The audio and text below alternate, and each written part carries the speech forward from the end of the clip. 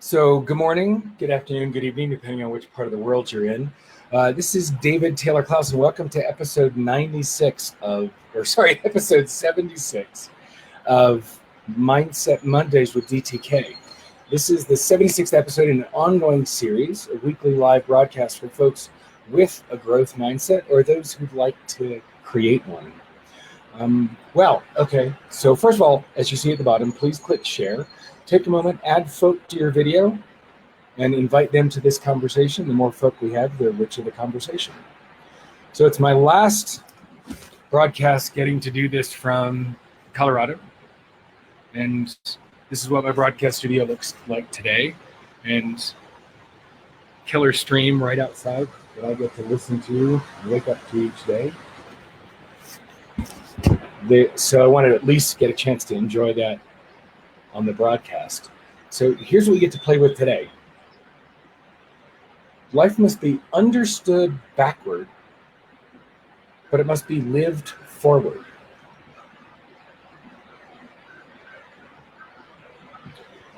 And keep going for these ones that are deceptively simple. I get where Kierkegaard was going on this, and it makes sense to me on the surface. But I had a lot of different thoughts that come up with this one. You know, I spend so much of my 54 years trying to make sense of my world, right? Trying to make sense of life, right? And feels kind of like a fool's errand.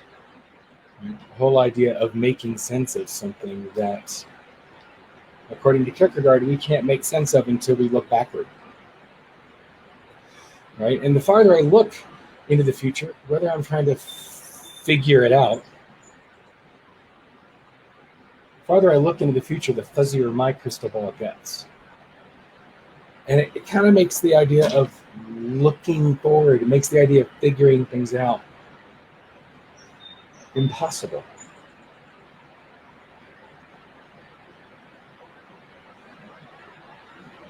It's so much easier to understand things looking backward. It's so much easier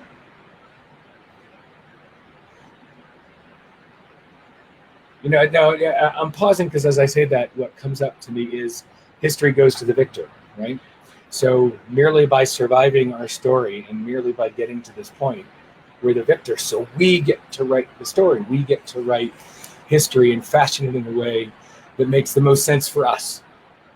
We get to decide what the story is. I get to look at all the facts and all the experiences of what happened. I get to frame them in a way that works for me and that makes sense in my world and serves my narrative.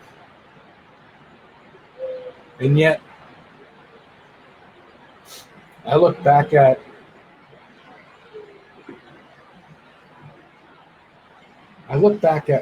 the time with digital positions, all that work Beth and I did for 14 years running a technology company.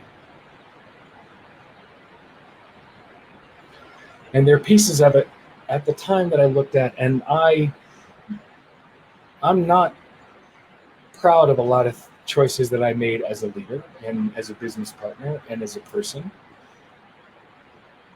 And at the time, it led me to make decisions that I may not be proud of. But as the victor, I look back at my experience with that company of those 14 years as incredibly powerful learning and a huge formative experience. And I wouldn't trade a minute of that for the world. It's allowed me to be where I am and get to do the work that I'm doing. And it didn't make sense at the time,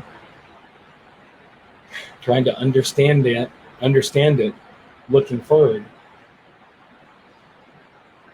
But it makes a hell of a lot of sense as I look back. So what comes up for me most about this quote, the idea that life must be understood backward, but it must be lived forward, is I waste so much effing time trying to figure things out. I'm trying to write the story before I'm living it. I'm trying to figure it out moving forward.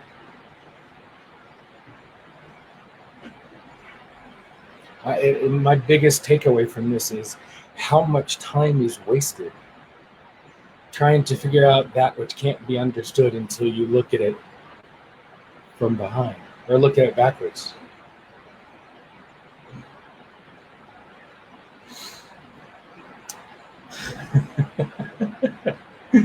Thanks, Ashley. Ashley said it's like we're meant to live life without having it all figured out. That's what I love about being a coach. All that time that I spent trying to figure things out and help other people figure things out, and yet the richest experiences in life that I've had have come from, Ashley, as you say, living life without having it all figured out.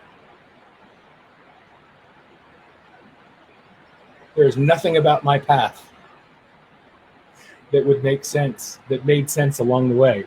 But looking backward, everything I've done up until now has led to where I am. So, of course, it all makes sense now. Love the opportunity to live life without having it all figured out.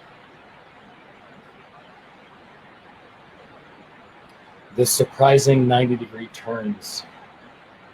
Elaine was just talking recently about her journey into coaching, and she was on a completely different path. And while interviewing somebody who was a therapist, somebody suggested to Elaine that she should look at becoming a coach. I had no idea what coaching was. And she looked forward and tried to figure things out and figured out what the path would be to lead her professionally. It wouldn't have gone this direction. But looking backward, it makes perfect sense.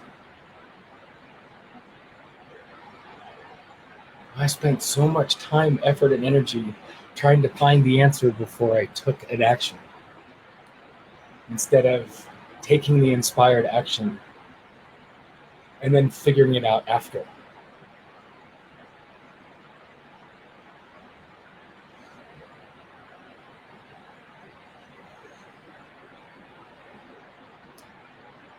Learn from the past and live for the future.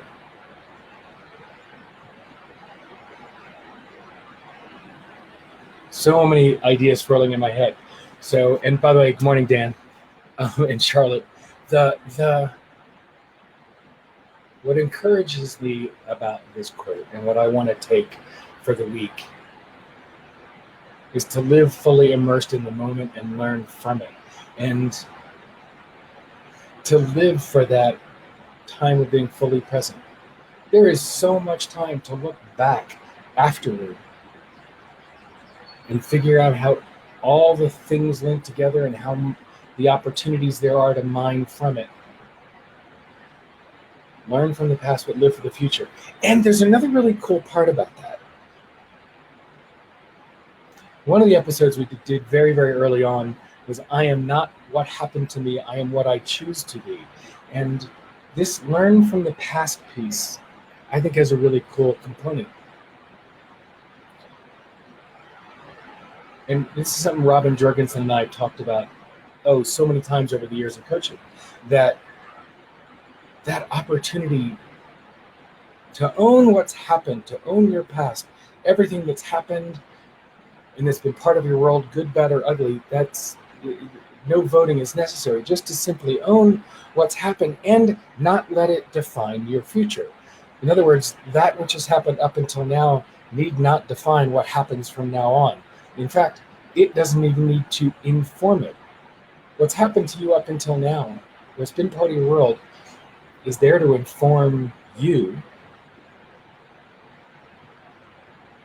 and help shape who you are and how you see the world. And yet, it doesn't have to constrain, let alone define what happens from now on and the choices you make in the future. You learn from it and decide what to take with you. Because allowing oneself to be defined by the past drastically limits and constrains your future. Even harder than trying to figure it out.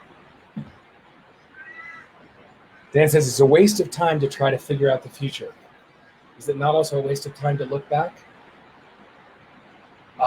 So the first reaction to that, Dan, is hell no, it's not a waste of time to look back. How else do you get to enjoy all the things that have happened to you in your world, everything that you've built and come to enjoy? I think looking back, now, obsessing about the past or being consumed by the past, or worse yet, living in the past, no, that's a waste of time. The opportunity to hold what serves from your past and allow it to bring value and joy and energy to your present. Absolutely. So yes, I think it's powerful to look back.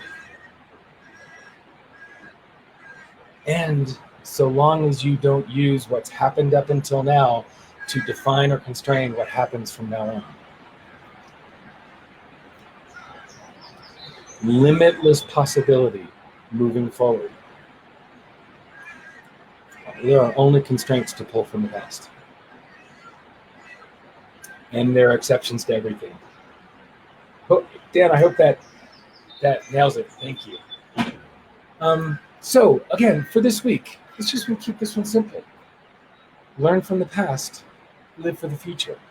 This is an opportunity to live your life forward and carve out time to look back and figure stuff out then. All right, so my question for you, as always, is between now and next Monday, where, of course, hopefully you'll join me for Mindset Monday on this coming Monday morning at 10 a.m. Eastern.